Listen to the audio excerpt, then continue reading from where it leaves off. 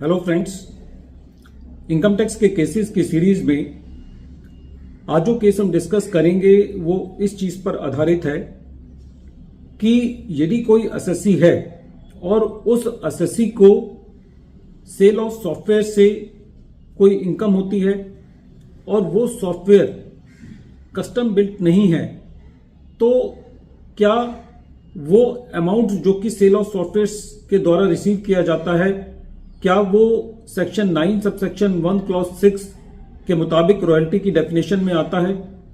और यदि एसएससी का कोई इंडिया के अंदर परमानेंट एस्टेब्लिशमेंट नहीं है तो ऐसी स्थिति में उसको एज ए रॉयल्टी उसको टैक्स किया जा सकता है। यही issue honourable Delhi high court के सामने एक case commissioner of income tax international taxation versus Cognyte technologies Israel limited के केस में सामने आया और यह केस 472 ITR पेज नंबर 476 पर रिपोर्ट हुआ।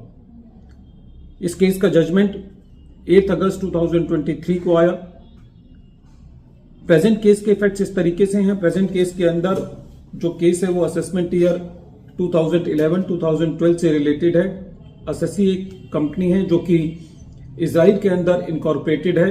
और ड्यूरिंग द ईयर एसएससी को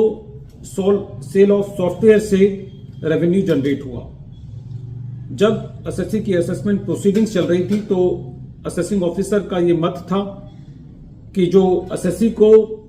अमाउंट रिसीव हुआ है सॉफ्टवेयर सेल करके, वो आर्टिकल 12 सब आर्टिकल 3 जो कि इंडिया और इजराइल के बीच में जो डबल टैक्सेशन अवॉइडेंस एग्रीमेंट है उसके मुताबिक और सेक्शन 9 सबसेक्शन 1 क्लॉज 6 जो कि रॉयल्टी के बारे में बात करता है उसके मुताबिक ये अमाउंट रॉयल्टी की परिभाषा में आता है और इसीलिए असेसिंग ऑफिसर ने उस अमाउंट को रॉयल्टी के बतौर टैक्स किया।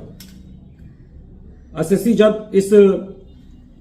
असेसमेंट ऑर्डर के एंगेंस्ट ट्रिब्यूनल में गया तो ट्रिब्यूनल का ये कहना था कि प्रेजेंट केस के अंदर इस साल में और जो दूसरे साल हैं उन सालों के अंदर फैक्ट से ये बिल्कुल क्लियर होता है कि कोई भी कॉपीराइट का ट्रांसफर नहीं है। जो भी off the shelf software sell किए गए हैं उसके अंदर कॉपीराइट का कोई भी ट्रांसफर नहीं है और जो कंसिडरेशन एसएससी को रिसीव हुई है वो रॉयल्टी की परिभाषा में नहीं आती और वो इंडिया के अंदर रॉयल्टी के बतौर टैक्सेबल नहीं है। रेवेन्यू इस मैटर को लेकर के हाई कोर्ट गया और फर्स्ट टाइम रेवेन्यू ने ये सामने रखा हाई कोर्ट के सामने। ये उसकी एक दलील थी कि प्रेजेंट केस के अंदर जो सॉफ्टवेयर सेल किया गया है वो कस्टम बिल्ट है। इस पर कोर्ट का ये कहना था कि रेवेन्यू फर्स्ट टाइम आकर के ये ग्राउंड नहीं ले सकता जो कि रिकॉर्ड से एमर्ज नहीं होता कि वो जो सॉफ्टवेयर है वो कस्टम बिल्ट है। और दिल्ली हाई कोर्ट ने जो सुप्रीम कोर्ट का जजमेंट है उसको अप्लाई करते हुए ये कहा कि प्रेजेंट केस के अंदर जो सेल ऑफ सॉफ्टवेयर से इनकम हुई है वो रॉयल्टी की परिभाषा में नहीं आती। जिस केस को दिल्ली हाई कोर्ट ने अप्लाई किया उस केस का नाम है engineering analysis centre of excellence private limited versus commissioner of income tax जो कि 432 ITR पेज नंबर 471 पर रिपोर्ट हुआ। कोर्ट का यह भी कहना था कि जो ट्रिब्यूनल ने जो जजमेंट दिया है कि जो अमाउंट रिसीव हुआ है वो रॉयल्टी नहीं है और वो इंडिया में टैक्सेबल नहीं है, उसको दिल्ली हाई कोर्ट ने अपील किया। फ्रेंड्स, ये केस इसलिए इंपॉर्टेंट है क्योंकि प्रेजेंट केस के अंदर जहां पर कोई अमाउंट रॉयल्टी की डेफिनेशन में नहीं आता, सेक्शन 9 सबसेक्शन 1 क्लॉज 6 की प्लेन रीडिंग करते हुए वहां पे भी जब असेसिंग ऑफिसर्स असेसमेंट करते हैं तो खाली for the sake of additions वो सेक्शन 9 सबसेक्शन 1 क्लॉज 6 को अप्लाई करके उस अमाउंट को रॉयल्टी की डेफिनेशन में लाने की कोशिश करते हैं। तो ऐसे केसेस से जो कंपनीज हैं एक उनके ऊपर एक तरीके से इंडियन एडमिनिस्ट्रेशन टैक्सेशन सिस्टम का एक नेगेटिव इमेज क्रिएट होता है और इससे एक मल्टीपल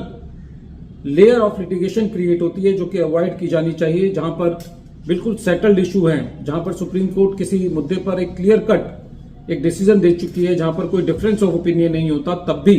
रेवेन्यू ऐसे मैटर्स के अंदर एक अनवांटेड लिटिगेशन के अंदर एसएससी को एंगेज करता है। बहरहाल इस केस के अंदर हाई कोर्ट ने एसएससी को रिलीफ दिया। वीडियो के अंत में एक बार फिर मैं केस का नाम रिपीट कर रहा हूं। केस का नाम है commissioner of income tax international taxation versus Cognyte technologies Israel limited, और ये केस 472 ITR पेज नंबर 476 पर रिपोर्ट हुआ और इस केस का जजमेंट 8 अगस्त 2023 को आया।